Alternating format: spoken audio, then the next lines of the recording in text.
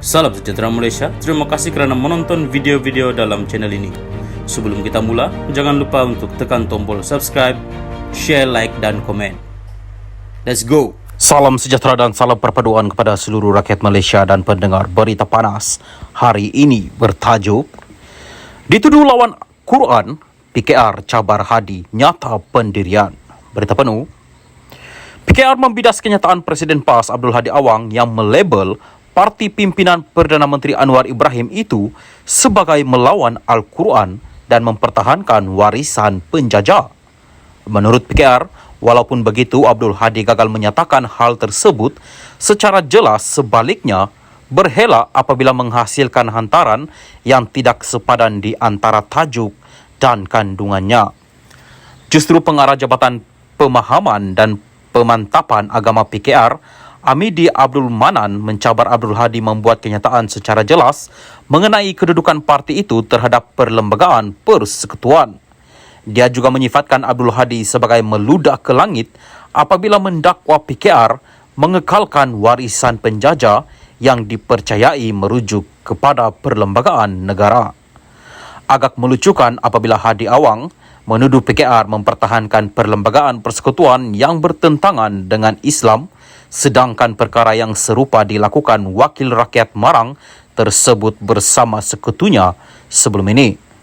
Abdul Hadi terlupa lafaz ikrar yang dibaca ketika kali pertama bersidang bagi setiap sesi, iaitu mempertahankan perlembagaan persekutuan pada setiap masa dan ketika. Maka ludahan ke langit akan hinggap di muka sendiri, katanya dalam kenyataan hari ini. Amidi mengulas tulisan Abdul Hadi semalam yang mendakwa PKR melawan Al-Quran susulan seruan pemimpin mereka supaya ahli-ahli parti terbabit menyerang sebarang kenyataan ahli politik yang mempolitikkan agama. Terdahulu, Setiausaha Agung PKR Saifuddin Nasution Ismail menggesa ahli PKR supaya bersikap menyerang terhadap kenyataan-kenyataan ahli politik yang berkeras untuk mempolitikkan agama. Dalam ucapan penggulungannya di Kongres Nasional Khas PKR, Saifuddin mengetengahkan kenyataan Abdul Hadi yang menurutnya dibuat secara menentang tita diraja. Menurut Amidi, sebenarnya dia cuba memahamkan tulisan minda Presiden PAS dibuat Abdul Hadi yang melabelkan PKR lawan Al-Quran, namun tiada satu pun kenyataan yang dikeluarkan yang sepadan dengan maksud tajuk tulisan bekas Duta Khas ke Timur Tengah itu. Pihak pimpinan PKR hanya mahukan keikhlasan dan kesungguhan wakil rakyat Marang dan beberapa ahli parlimen dari PN untuk hadir ke sidang parlimen. Jika wakil rakyat Marang hanya sibuk beraksi dengan berpidato di merata tempat tetapi tidak ke sidang parlimen, maka itu adalah satu perkara yang bertentangan dengan agama. Islam sangat menitik beratkan soal kesucian dan keberkatan pendapatan. Maka apa alasan untuk kita mengambil pendapatan allowance sebagai wakil rakyat sedangkan kita tidak melaksanakan tugasan yang diwajibkan ke atas kita?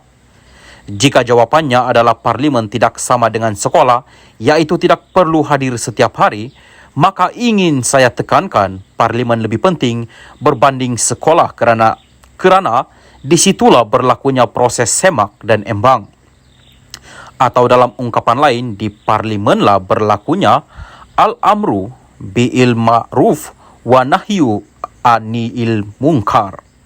Dari situlah punca peraturan dan undang-undang digubal, tegasnya. Tambahnya, jika kesepaduan antara Islam dan politik yang diperjuangkan Abdul Hadi, maka memang parlimenlah tempatnya. Ia bukan sahaja menjadi wajib dari sudut politik, tetapi juga dari sudut dakwah sebagaimana yang dipamerkan oleh generasi para sahabat di Madinah sehingga meraih gelaran Kahiru, umat terbaik, jelas Amidi. Sekian berita. Salam Malaysia Madani. Salam sejahtera dan selamat petang. Berita seterusnya bertajuk Hadi terus sampaikan kuliah di masjid. Berita penuh. Presiden PAS Abdul Hadi Awang hari ini menyampaikan kuliah duha mingguan seperti biasa di Masjid Rusilah di Marang, Terengganu. Perkara itu dilaporkan beberapa media dan rakamannya juga dimuat naik di media sosialnya hari ini. Menurut Facebooknya, dia turut menyampaikan khutbah Jumaat di Masjid sama. Sebelum ini, Majelis Agama Islam dan Adat Melayu, Maidam Terengganu melarang ahli politik termasuk ahli parlimen, ahli Dewan Undangan Negeri Adun serta senator daripada memberikan kuliah atau ceramah agama di seluruh masjid serta surau di Terengganu. Mereka turut dilarang menyampaikan khutbah Jumaat.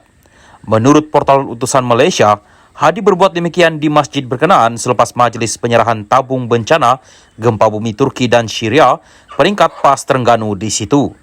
Berdasarkan maklumat terkini di portal-portal data terbuka sektor awam yang dikemas kini setakat 4 Mac 2021, nama Hadi tidak disenaraikan sebagai penerima tauliah negeri itu. Portal itu menyediakan pangkalan data kepada rakyat bagi mencapai dan memuat turun set data terbuka kerajaan secara dalam talian.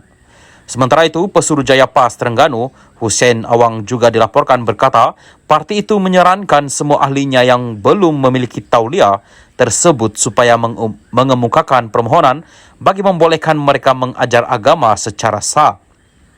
Insya Allah, kita mohon tauliah. Ada yang telah mohon, ada yang dapat, ada yang tidak dapat, katanya.